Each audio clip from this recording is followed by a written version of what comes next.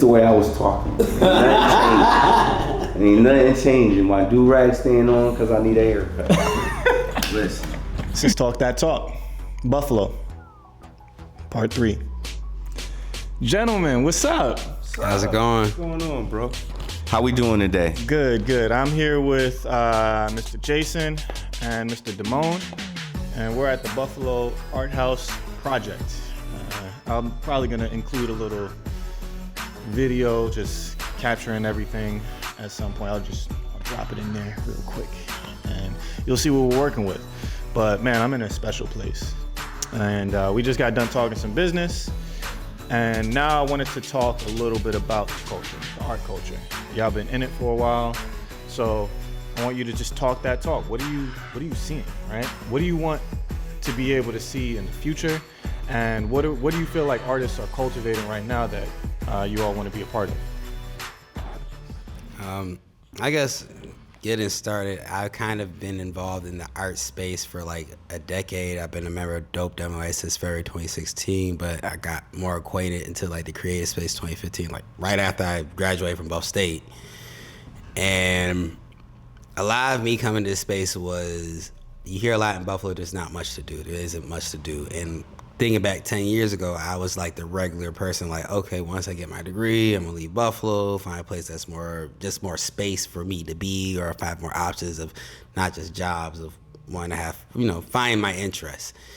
When I done Dope Collective and then I got into the creative space, I start finding places that we're doing much more worthwhile work with creating art culture, showcases, and pretty much opportunities for artists, creators, and community educators, which now 10 years later, I'm at the Buffalo Art House Project. Still member Dope Collective, of course, which is pretty much in the same spirit of creating that space as a third space. And just kind of seeing it. Yeah, this is the third space. So talk that talk, man. What are y'all trying to do? So, my biggest thing is like, so I'm 50 years old. So for people that don't know, I'm 50 years old. However, I've been doing art since I was a kid. I was fortunate to have someone when I was younger see what I was doing and push me into that. So I went to art school 7th, 8th grade. I went to art school for high school at McKinley. Anybody that know advertising, art, and photography, it was a good program. Now you guys call it graphic design. But my biggest thing about art is the transition, I got to see it young, early 80s. I got to see Basquiat when it was an actual thing. So it was new to the environment, so I got to see how adults reacted to it. I got to see how my peers reacted to it. And now we're here, 2025, and I see how people still react to it. And my biggest thing is like, there's always these separate reactions, but they're all talking about the same thing. So for me, I want to bring artists together. My biggest thing is art should be not just a community, but a nationwide thing. It should be something that people... Nationwide network, right? Yeah, a nationwide network of artists. You can look it up. There's the Graphic Designers Guild, there's the Actors Guild, but there's no just Artist Guild, like just regular art. Right. I don't care the medium, I don't care the background, something where artists could connect, and that's my biggest thing. I want to see more artists, especially young artists, putting their work out there. Because art changes the world, everything is based on art. And I want, with the political climate, with the way the future is set up for the youth, they need to take charge, and the easiest way is going to be through their art. It's going to be through something creative. Yeah, feel you. So, there's certain pockets of very successful art collectives, right? Like Soho House in New York City, right? Hollywood is just basically a bunch of artists. A bunch of creatives trying to get their creative. They connected with some business people. There might be some weird things going on, but when is weird things not happening in our space? Exactly. Exactly.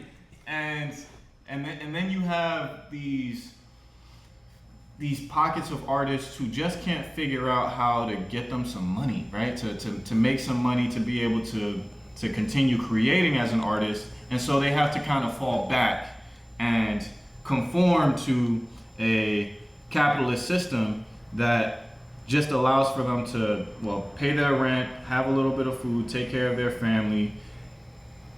But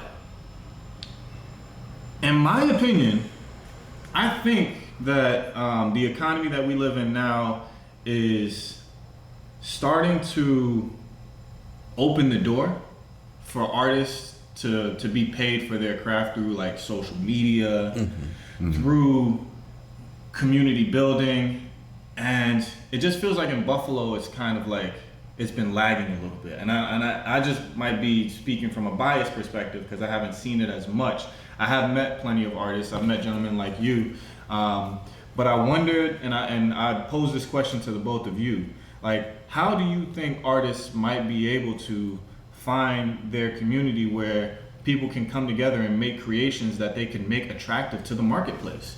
Like, well, I would say first come to the Buffalo Art House and kick it with us. That would be the number one thing. But seriously, outside of that, it's education, and it doesn't have to be in a classroom.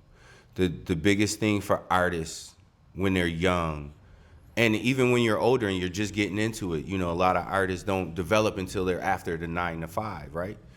But they don't network. The artists that make it, they had a network. They had someone behind them pushing them. They had someone cultivating them. They had a community that was following them, you know. People but to for point them these, in the right direction, they couldn't do any of those other things. right? And no one's ever done anything alone, right?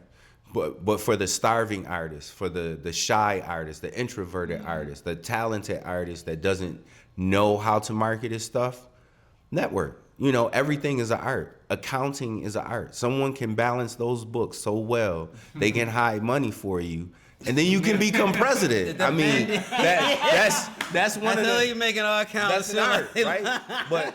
But then also, you know, bricklaying is an art, a lost art. You know, anything can be a creative space in your own living, but it's the connection of it. So how many artists who are graphic designers actually talk to videographers and say, hey, you know what? Let me work on your intros. Let's partner together. Hey, you've been doing this. Let me learn from you. You know, how many young people are willing to be interns, you know, unpaid, go get my coffee. But in that, you're gonna learn what materials they're using, what products they're ordering, how they're doing it, how they're scheduling. You know, no one's gonna get further without education from someone older, someone that's been through it. And I think connecting is the easiest way for artists to get to that next step. let me touch on that. Were you gonna say something, or? I'll say what's probably lagging is, well, like, I think I've said this before. Buffalo is like it's a small, big town. You think of cities like a New York City where you have, in general, a lot of money, a lot of people coming to a place like Chicago with a lot of people, LA, Toronto, Philly, what have you. So when it comes to even their creative communities, or even in New Orleans, which is the size of Buffalo, but it's a part city, you have the creative communities, you have a lot of people investing in them. I've been to some of these places, granted, you end up getting some of the same complaints, just at a different criteria because of the level of, like in New York, you have more people investing in art, even though there's still a lot of starving artists, but they're dealing with gentrification. Philadelphia is gentrification, or just dealing with that old battle environment of dealing with white supremacy. And as far as black artists are concerned, I get that feeling of that move, Black Panther rebellion in Philadelphia. Toronto is like, there's a lot of black and brown artists, especially of West Indian, West African, Latin descent coming into the city. And they're dealing with that cultural diffusion of also identity in a place that also has their own kind of identity issue or issues dealing with power structure. When you got a place like Buffalo, Gary, Indiana, a smaller town, it's going to be a lot harder because you don't always have access to resources due to finance in general. Then you have to deal with whether social or racial stratification. So it takes a little longer. Like I said, when I got into this space, one thing I've learned was 10 years ago, where we're talking about an anti-venue, we're talking about United Melanin Society, just all these different places that these organizations, events that don't exist, but when they were there, they were really like, they were. This was like the Lollapalooza of that era, but also was very Wild Wild West 10 years ago. I'm learning when I talk to people who've been around since the 90s. people who were around since the Rick James era, it was always kind of wild west, but finally there's a becoming of a formalization of at least a very intimate art culture within the city. A lot opposed to things being so stratified like Damone said, it's to a point like, I don't know, because West Side Gun popped off or what have you.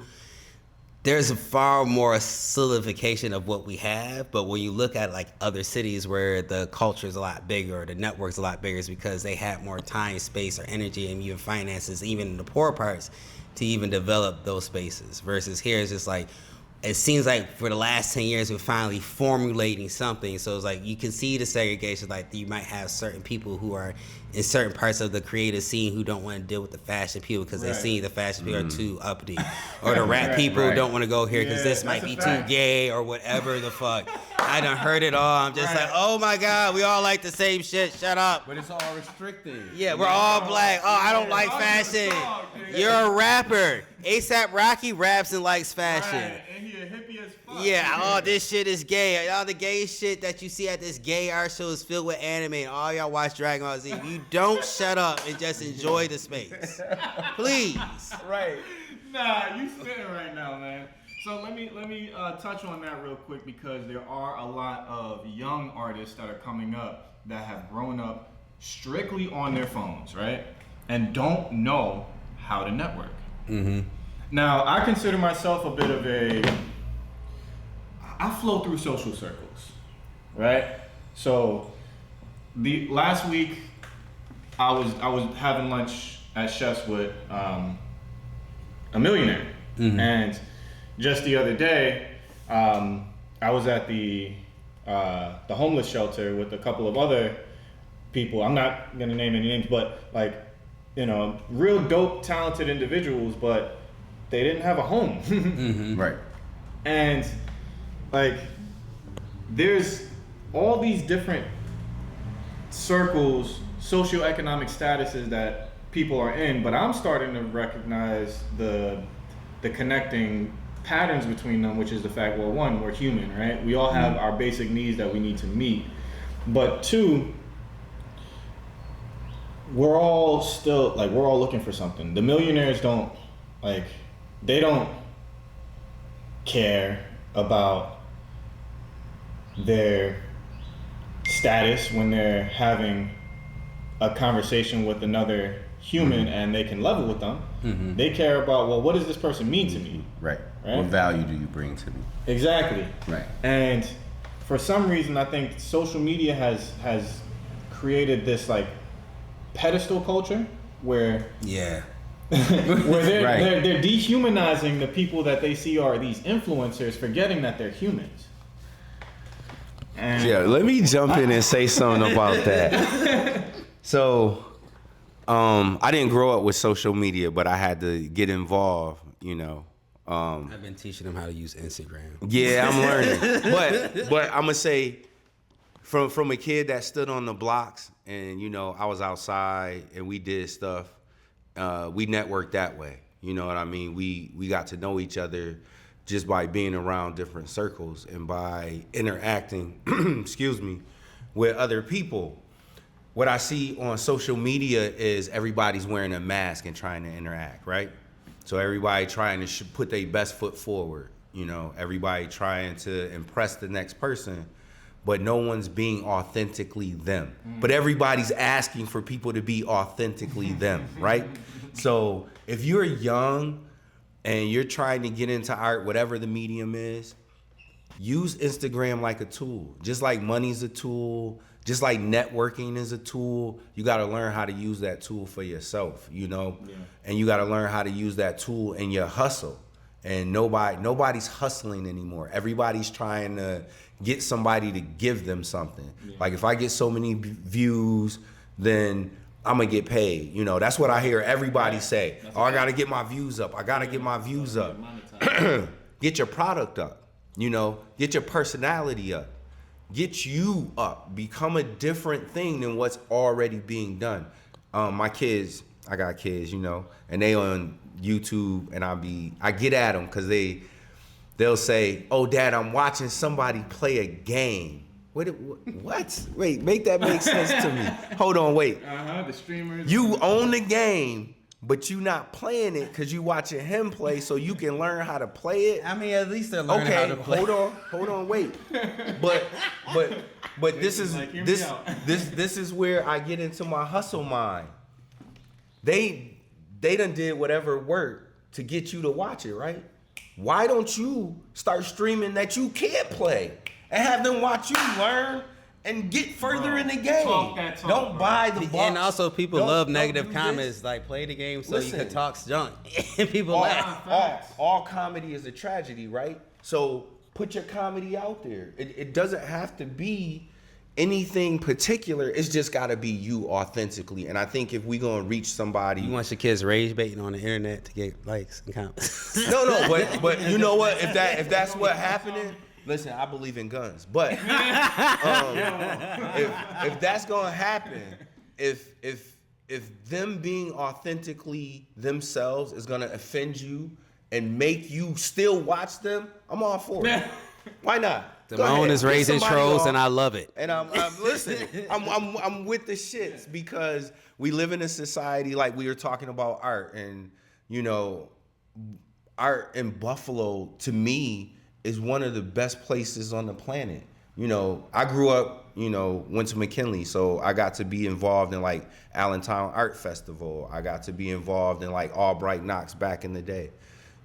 I got to see Birchfield Penny come up, But what I don't see is Locust Street Art partnering with other people to bring art to the community. Like, they still have their programs, and I took art there as a youth, and it was one of the best experiences I had.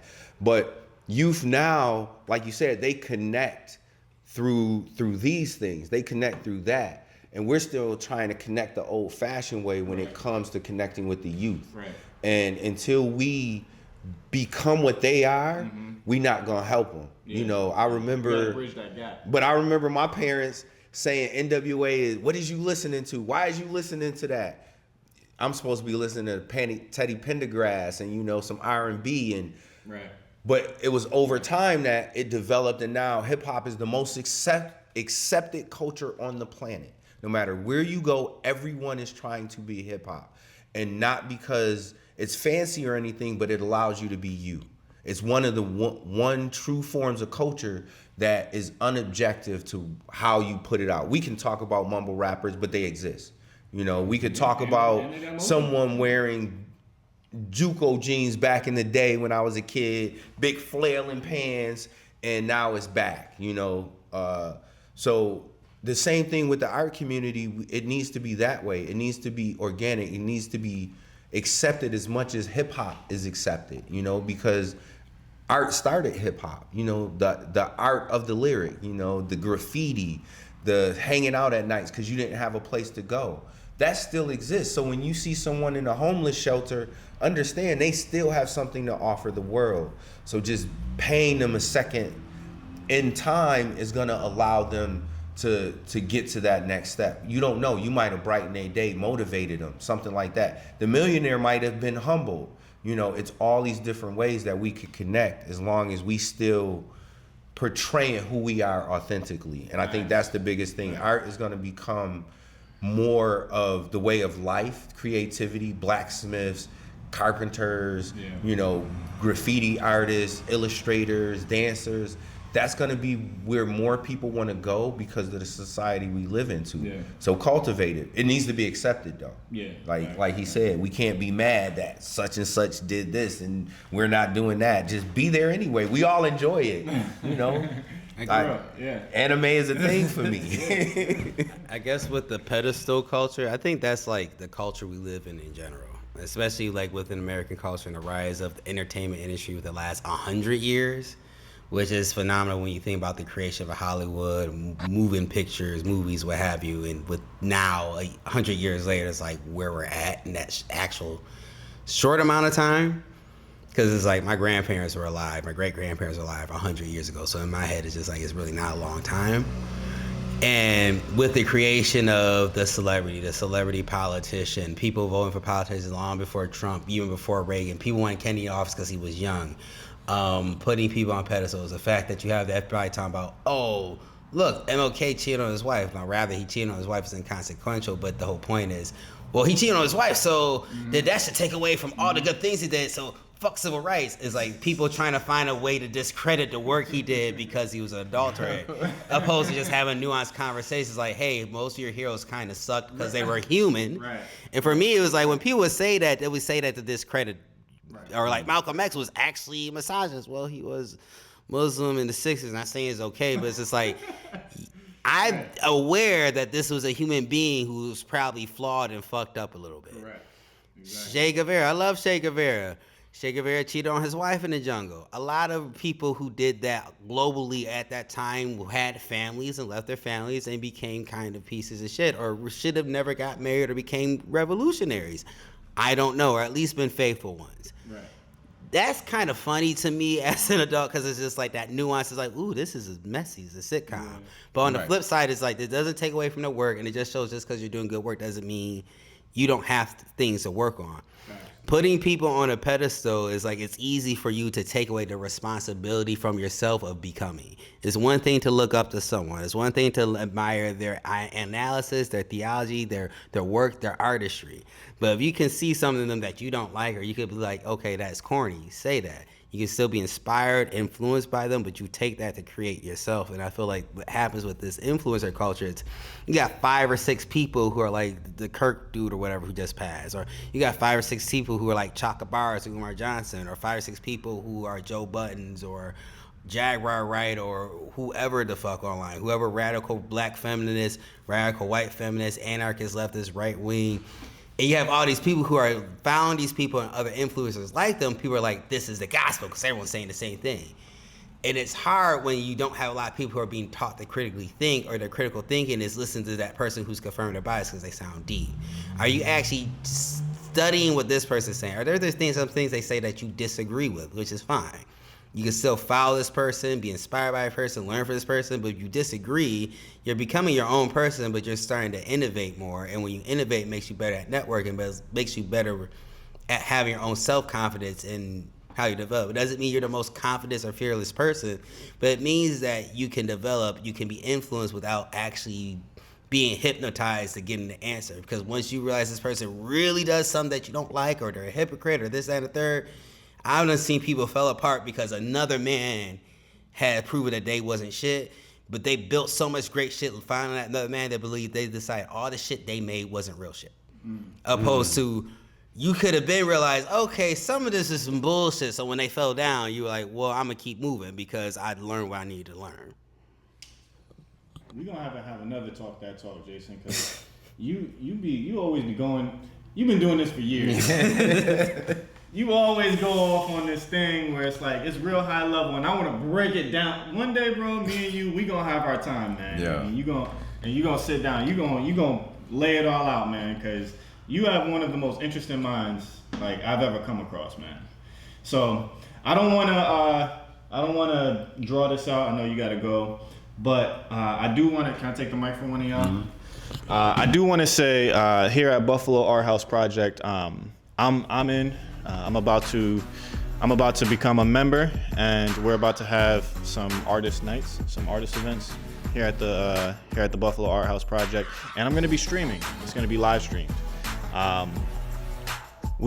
think that we got something special here, and it's time for us to bridge the gap between the OGs who've been doing this and the young ones who are super talented, creative, and got that eye, especially on social media, and for this to be able to be portrayed so that we can come together. So I'm gonna plug it one more time. It's the Buffalo Art House Project. We're located at 321 Pennsylvania Avenue in Buffalo, New York. You can get at us on Instagram, Facebook, Snapchat. If you see me in the street, holler at me. You see Jason, you see TJ, say what's up, say hello, but come be creative. Come be yourself authentically and connect with people. You'll love it, you'll enjoy it, believe me. You'll have a good time. TJ Purcell. Jason, I know you got something else you want to say, don't you? Or no? Just come to the Buffalo Art House. We're usually open every day, 10 to 11. If we're not here, somebody might be here to hit us up. We're going to have an event October 3rd. We're going to have an event on late October, early November. So please look out for any of our advertisements and book with us if you want to have your own privatized session, throw an event. Become a member. Become a member. Use the space I'm about to for be your one. own creativity. Yes, sir. TJ Purcell, Jason, D Mone, signing out.